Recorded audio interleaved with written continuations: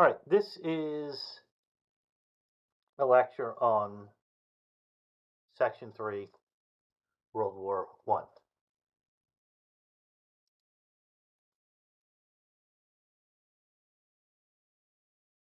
This lecture covers events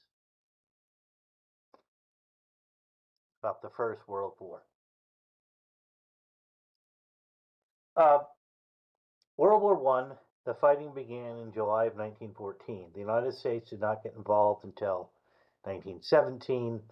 The fighting will end on November 11, 1918, and next came the peace treaty. The war was the deadliest conflict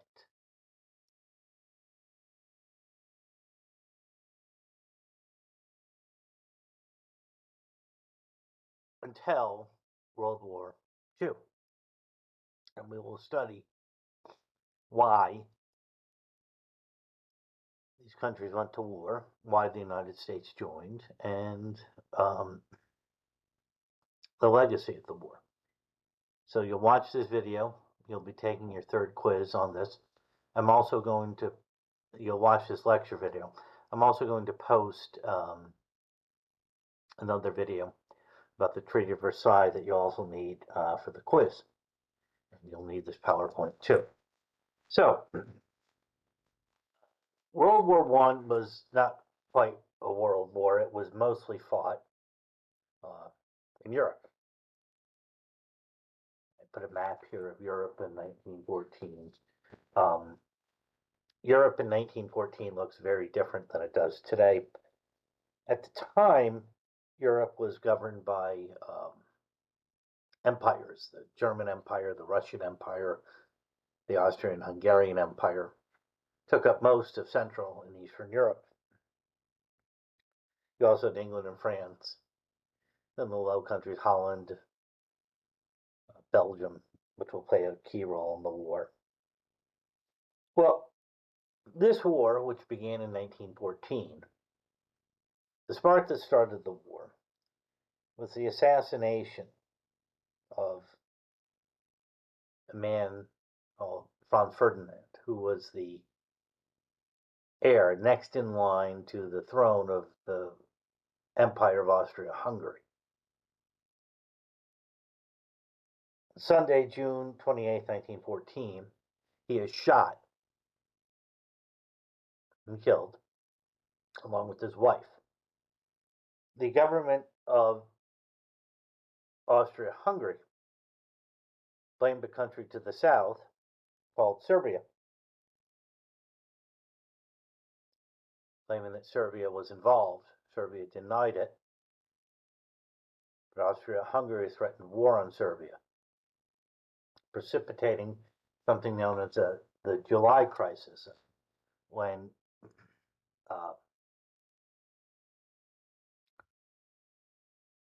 countries other than Austria and Hungary marshaled for war. Then on July 28, 1914, Austria-Hungary declared war on Serbia, starting World War I.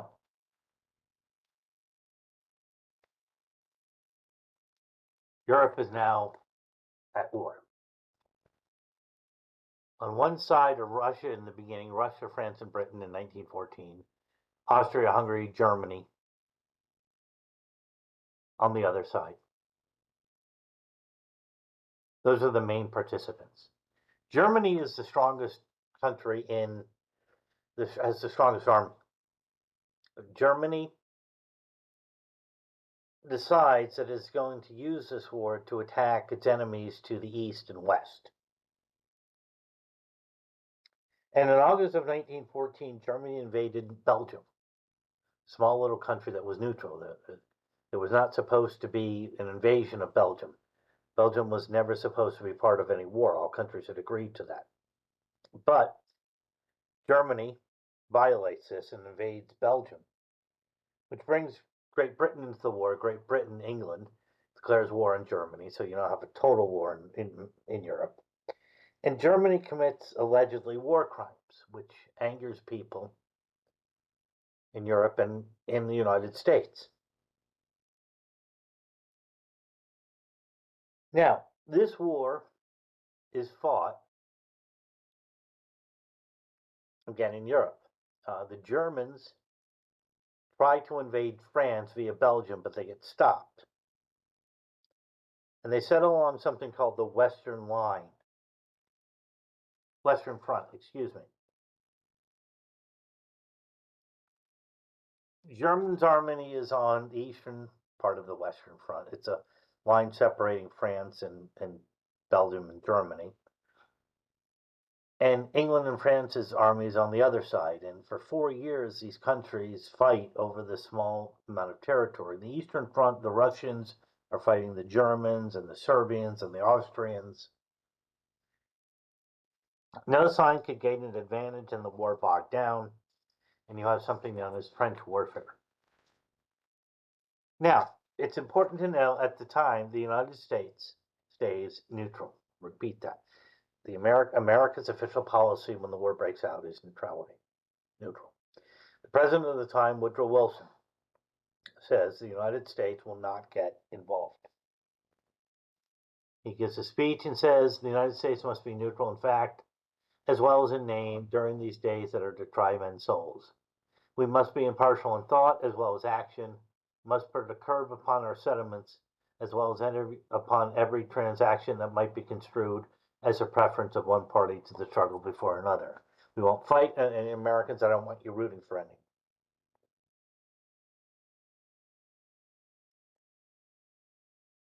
However, as the war goes on,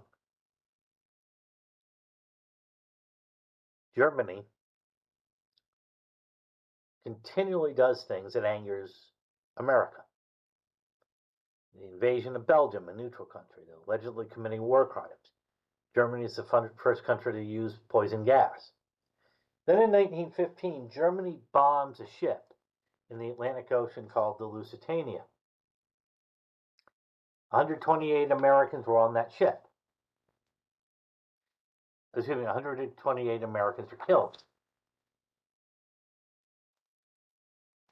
Wilson is urged to ask for a declaration of war against Germany. This is 1915, but he decides not to at the time, but he warns Germany, don't do anything like this again.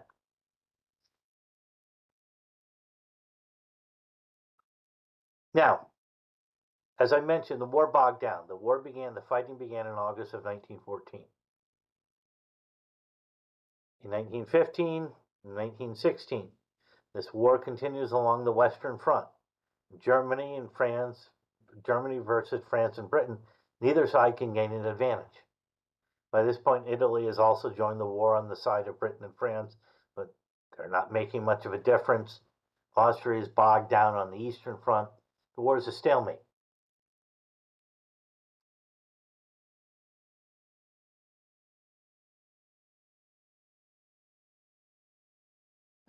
The German High Command, their military leaders, in late 1916 decide, we don't end this war soon, we're going to lose it.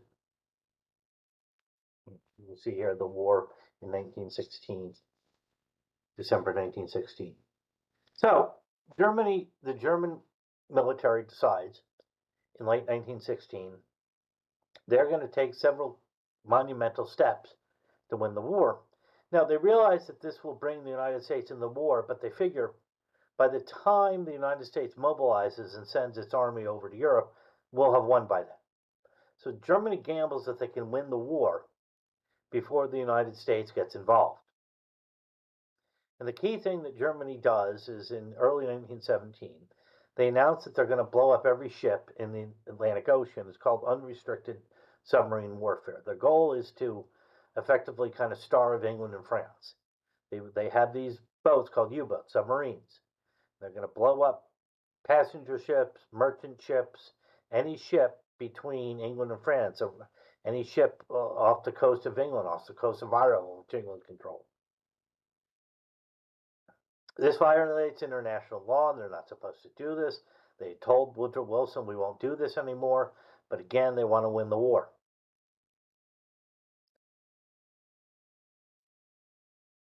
They announce that policy, and then Wilson breaks diplomatic relations with them, says you've gone too far. The German government sends a telegram to Mexico saying to Mexico, look, we're going to go to war with the United States. Can you help us out? And if you do, when we win the war, we'll give you back Texas, New Mexico, Arizona, land that was taken from you in the Mexican-American War. That message is made public, and that further infuriates Americans. And finally, in March of 1917, the Germans sink several American ships, and finally Woodrow Wilson says, enough, I'm going to ask for a declaration of war. And then on April 4th, 1917, Congress declares war on Germany. Also Austria-Hungary.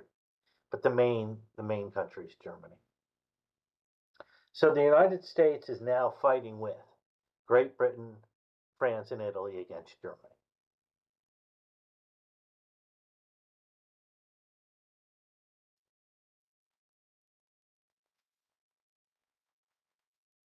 Now, I'm not going to get into the battles themselves, but the United States makes the difference in the war. That is, the Americans send over fresh troops. 2 million Americans will serve in Europe. Eventually, they help wear down and defeat the Germans.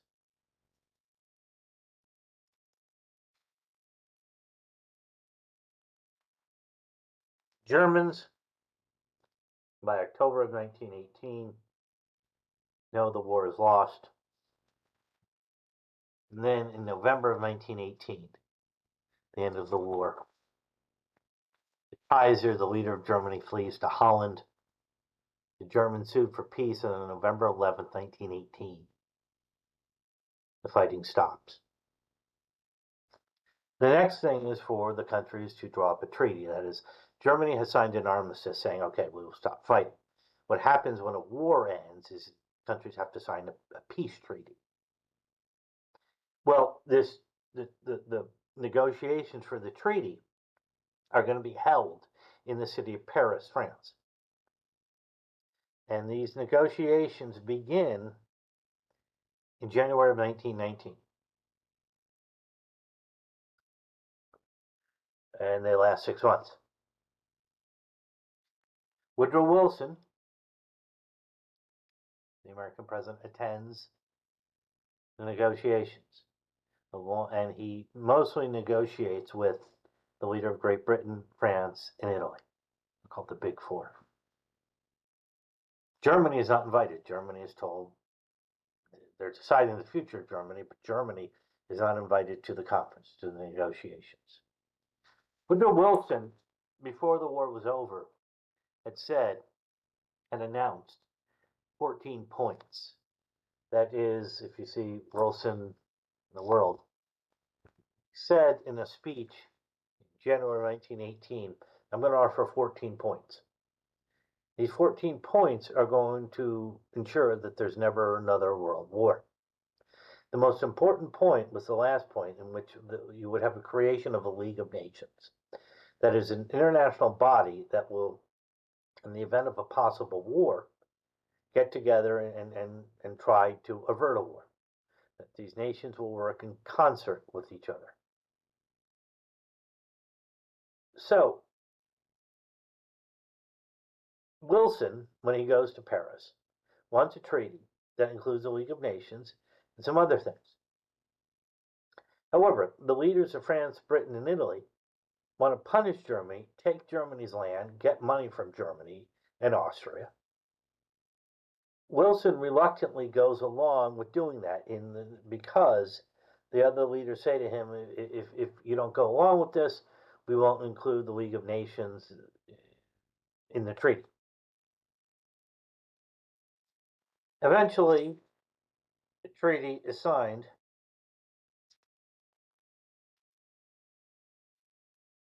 It does really punish Germany. Germany has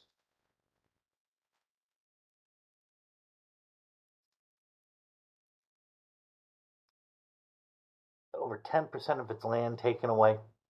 That is, land that was previously Germany's given to France, given to Holland, given to Poland, given to a new country, Czechoslovakia. Germany has to pay reparations, hundreds of billions of dollars.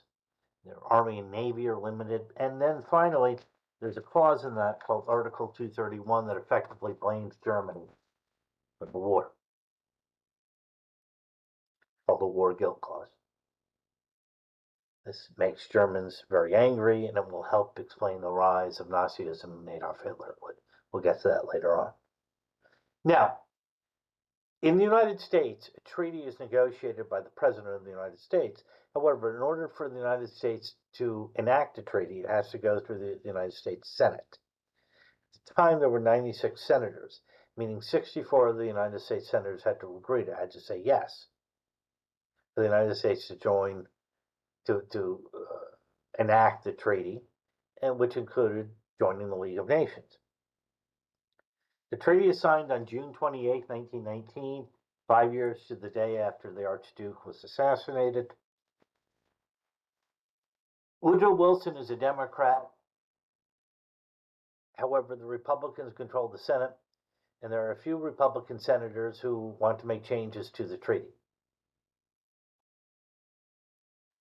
Particularly Henry Cabot Lodge, who's the chairman of the Senate Foreign Relations Committee. And Lodge tells Wilson, unless you make some changes, we're not going to ratify the treaty. There was a clause in the League of Nations covenant or constitution called Article 10. Henry Cabot Lodge tells Woodrow Wilson, get rid of that clause.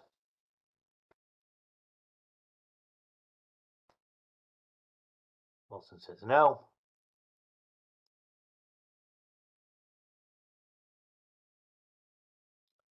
Okay, we won't vote for your treaty. And the Senate rejects the treaty. And interestingly enough, you get a League of Nations, but the United States never joins, even though it's Wilson's idea, because